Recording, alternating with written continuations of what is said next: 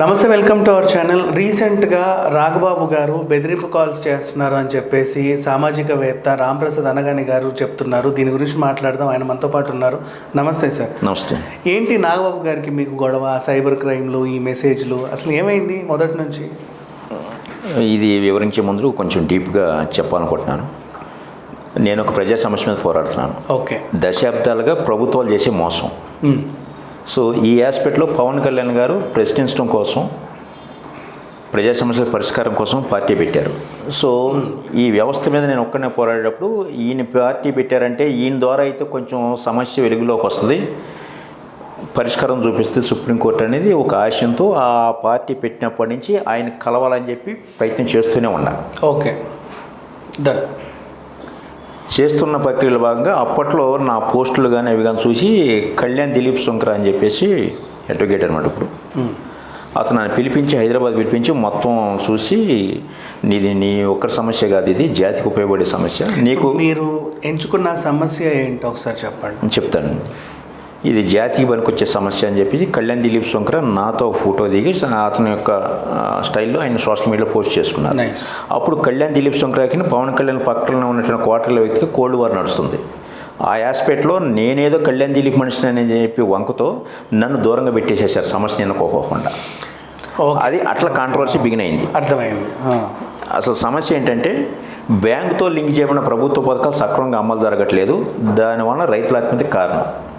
ఈ ప్రభుత్వ పథకాల్లో ప్రభుత్వం చెల్లించాల్సిన వాటా కొంత ఉంటుంది. ఆ వాటా ఇన్ టైంకి బ్యాంకు చెల్లించట్లేదు ప్రభుత్వాలు.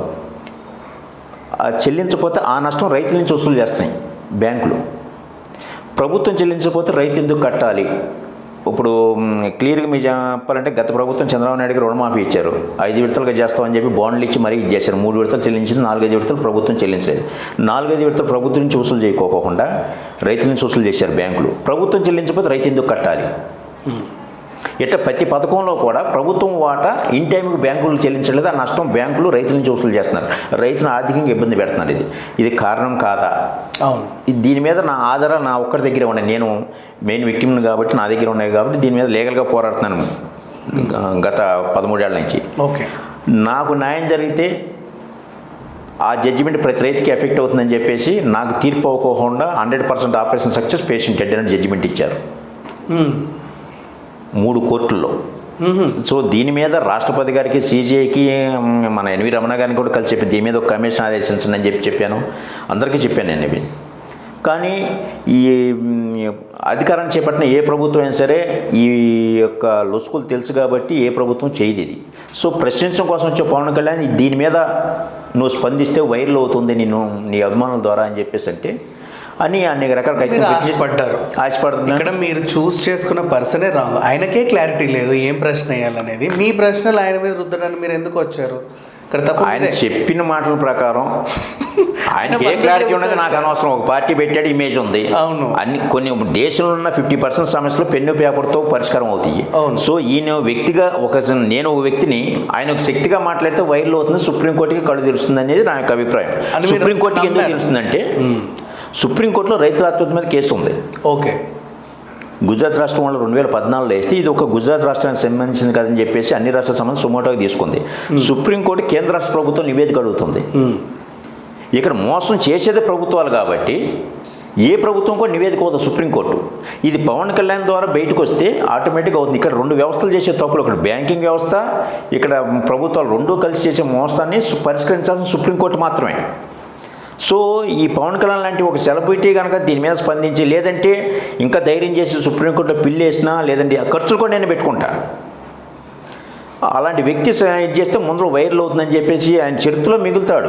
ఒక ఇందిరాగాంధీ లాగా, ఎన్టీ రామారావు చరిత్రలో మిగులుతాడు. పాలన దశాబ్దాలుగా నష్టపోతున్న సమస్యని ఇప్పుడు ఉద్దానం ఎలా బయటికి తీసుకొచ్చాడో అట్లా నువ్వు చరిత్రలో మిగులుతావు అని చెప్పి నేను ఆశపడిన ప్రక్రియలో భాగంగా అప్పుడు ఈ కళ్యాణ్ దిలీప్కిను ఆ పక్కన వ్యక్తులకి ఇదవటం వల్ల, కళ్యాణ్ దిలీప్ నన్నుతో దిగి ఫోటో దిగి పోస్ట్ చేయడం వల్ల, కళ్యాణ్ దిలీప్ మనిషిని వంకతో నన్ను వాళ్ళు దూరంగా పెట్టడంతో నేను ఇట్లా పోస్టులు పెట్టడం పవన్ కళ్యాణ్ కలవాలని చెప్పేసి అంటే ఎవరైనా అభిమానులు ఎవరు అన్నా ఏంటి ఇది అని చెప్పేసి అంటే వాడు కోవర్ట్ అని చెప్పేసి నన్ను ఆ పవన్ కళ్యాణ్ వ్యక్తులు కోవర్ట్ అని చెప్పేసి ఇక్కడ ఈ పార్టీకే కన్స్ట్రక్షన్ లేదు, మళ్ళీ దీంట్లో కోవర్ట్ నన్ను కోవర్ట్ అని చెప్పి నిజాలు మాట్లాడుతున్నాక నన్ను కోవర్ట్ అని చెప్పేసి మరి నా సమస్య మీద ఒక సుప్రీంకోర్టు న్యాయమూర్తి గారు స్పందించి మా ఇంటికి వచ్చారు, జస్టిస్ గోపాల్ గౌడ్ గారు. తర్వాత జేడి లక్ష్మణ్ గారు స్పందించి మా ఇంటికి ప్రెస్ మీట్ పెట్టారు వెంటనే. సూపర్. సో ఇవన్నీ పెట్టిన తర్వాత వాళ్ళు మాట్లాడిన మాటలు ఎందుకు బయట పెట్టాల్సి వస్తుందంటే ఫోన్లో, ఇప్పుడు నేను ఫోన్ చేసినప్పుడు మీరు మీ పరిస్థితి ఏంటో నాకు తెలియదు, ఏదో చిరాకులు అనేక మాటలు మాట్లాడచ్చు, అంత మాత్రం చేత నేను తప్పు అనకూడదు.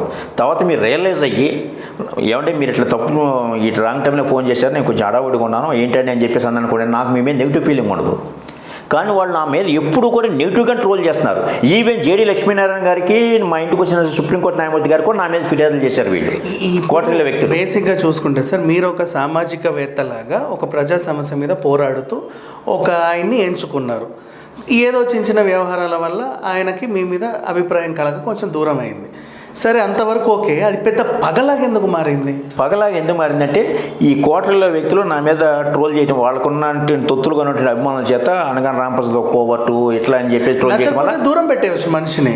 ఏం చేసాం అయితే రక్కేస్తున్నారు ఎందుకు మీద పడి? ఎవరో నలుగురు మనల్ని ఇచ్చేసారని చెప్పేసి మన యొక్క విలువలు మన పోగొట్లు, మనం ప్రజా సమస్య మీద పోరాడుతున్నాం. ఎప్పుడు ఏనుగు నడుతుంటే కుక్కలు మరుగుతూ ఉంటాయి, కుక్కలను చూసి ఏనుగు భయపడకూడదు. సో నా సమస్య జాతికి సంబంధించింది, నాకు దేశం అంటే గౌరవం ఉంది, నేను దేశం కోసం పుట్టాను, దేశం కోసం చెప్పే పవన్ కళ్యాణ్ గారి దృష్టికి వెళ్ళాలంటున్నారు తప్పించి ఈ మురిగే కుక్కల గురించి నేను పట్టించుకుంటలేదు ఎప్పుడు కూడా. ఈ ప్రక్రియలో భాగంగా జబర్దస్త్ షూటింగ్ జరుగుతుంది అన్నపూర్ణ స్టూడియోలో, నాగబాబుని కలవడానికి వెళ్ళాను నేను. ఏమంటే పక్కన ఉన్న వ్యక్తులు దగ్గర రానట్లేదు నన్ను, ఈ సమస్య ఇట్లా ఉంది అని చెప్పేసి అంటే చాలా కేర్లెస్గా, ఏ రైతు లేని బాధ ఒకటిగా ఉందా, మేము ఎట్లాంటి ప్రజారాజ్యం కానీ చాలా చూసాం, నీ తెప్పలను బడు అని చాలా నిర్మోహాటంగా మొహం మీద కొట్టినట్టు చెప్పాడు నాకు. అప్పుడు ఇంకా పార్టీలోకి రాలా, అప్పటికి ఇంకా కనీసం చూడని కూడా చూడలేదు, పార్టీలోకి ఇంకా రాలేదు. అప్పుడు చాలా కేర్లెస్గా, వ్యంగ్యంగా, హీనంగా, ఏదో తక్కువ సమస్య అన్నట్టు. ఏంటి ఏ రైతులు మరి ఏ హీరోలు లేని బాధ ఈయన పార్టీ ఎందుకు పెట్టాడు నీ తమ్ముడు?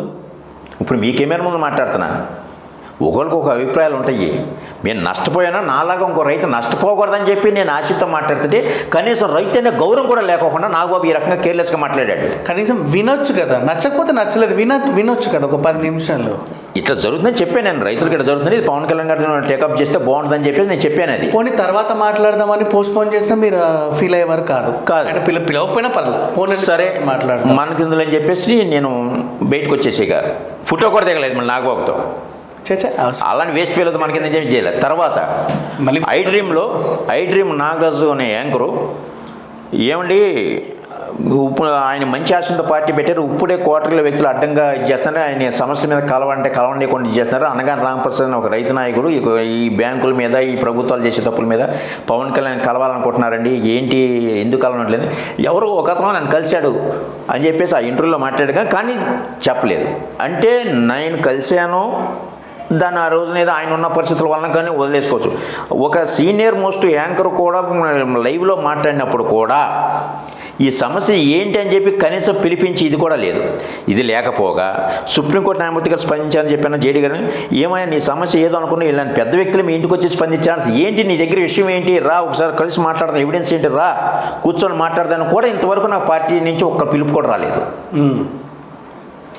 కేర్లెస్నెస్, చాలా కేర్లెస్గా. సో నేను అప్పటి నుంచి బిగిన్ చేస్తున్నాను, పవన్ కళ్యాణ్ గారిని ఆశయాలను గౌరవించే వ్యక్తులు పార్టీలో లేరు, వీళ్ళందరూ అసమర్థులతో మీరు ఎలా పార్టీని నడుపుతారు పవన్ కళ్యాణ్ గారు అని నా స్టైల్లో నేను ఫోటోలు పెట్టే దాడి చేసే కోటర్ల వ్యక్తుల మీద నిర్మోహటంగా చెబుతున్నా. జేడీ గారు కూడా నాకు వార్నింగ్ ఇచ్చారు ఒక టైంలో, రాంప్రసాద్ నువ్వు ఇట్లా చేస్తున్నావు ఇది నేను పార్టీలో ఉన్నప్పుడు. తర్వాత వాస్తవాలన్నీ ఆయనకు కూడా అర్థమైనవి, వాట్ ఎవర్ ఇట్ ఈస్ వదిలేసాను దాని గురించి. ఇప్పుడు నేను జేడీ గారితో సాన్నిహితంగానే ఉన్నాను, ఎందుకంటే ఆయన సమస్య అర్థం చేసుకున్నారు. ఆయన దగ్గర 13 జిల్లాలు పర్యటన చేశారు. ఇంతవరకు పవన్ కళ్యాణ్ గారు ఒక సమస్య కూడా ఏమండి నేను తిరగలేను, మీలాగా తిరగలేకపోయాను, మరి ఏ సమస్యలు ఏంటి అని కూడా అడగలేని పరిస్థితి. అంటే ఆ క్వార్టర్ల వ్యక్తులు పవన్ కళ్యాణ్ గారు ఈయనకి దగ్గర అయితే, పవన్ కళ్యాణ్ గారి దగ్గర అయితే జేడీ గారు ఎక్కడ ఈ లాటలు సాగు అని చెప్పేసి ఆ రకంగా చేసుకుంటూ వచ్చారు. ఇట్లా ఇది నేను ప్రతి ఇంటర్వ్యూలోనే మాట్లాడుకున్న, పవన్ కళ్యాణ్ గారు స్పందిస్తే బాగుంటుంది, ఆయన ఉద్దానం మీద సమస్య స్పందించారు కూడా ఎల్లగా ఇది కూడా స్పందిస్తే బాగుంటుంది, రైతులకు న్యాయం చేస్తుంది, పార్టీ బలోపేతం ఉందని చెప్పి.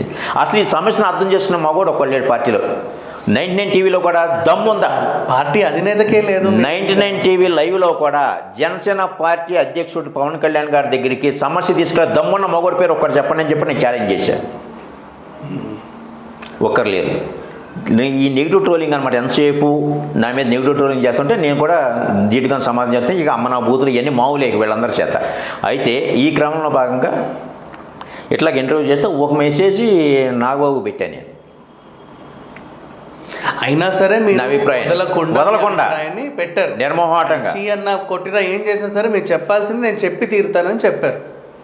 నాగబాబు మెసేజ్ పెట్టా, నువ్వు ఇంకొకసారి కనుక నా నెంబర్కి మెసేజ్ పెడితే నీ మీద సైబర్ క్రైమ్ కంప్లైంట్ చేస్తానని మెసేజ్ ఇచ్చాడు నాకు. ఏం చేసుకుంటావు చేసుకొని మళ్ళీ వీడియోలు మాట్లాడా, మళ్ళీ మెసేజ్ పెడతానే ఉండా. నేను 2-3 సార్లు మళ్ళీ మెసేజ్లు పెట్టా. మన దగ్గర ఆయన పార్టీ పైన మా తమ్ముడు కత్తి తురుము అసలు కోటలో అవ్వకూడదని చెప్పాడు. ఇదే నాగబాబు సమస్యని ఇన్ని టైం లేకుండా సమస్యని ఇట్లా ఉంది, ఇదిగో దీన్ని అడ్రస్ చేయని చెప్పలేని ఈ అసమర్థ నాగబాబు మా తమ్ముడు కత్తి తురుము అని చెప్పేసి ఎందుకు అభిమానం రెచ్చగొడుతున్నావు నువ్వు? రెచ్చగొట్టడమా? వేట కొడవలి బట్టి హింసే నేను చెబుతున్నాను. అది కూడా నేను ఆ పోస్ట్ తీయటానికి కూడా కారణం నేనే, మీకు తెలియదేమో.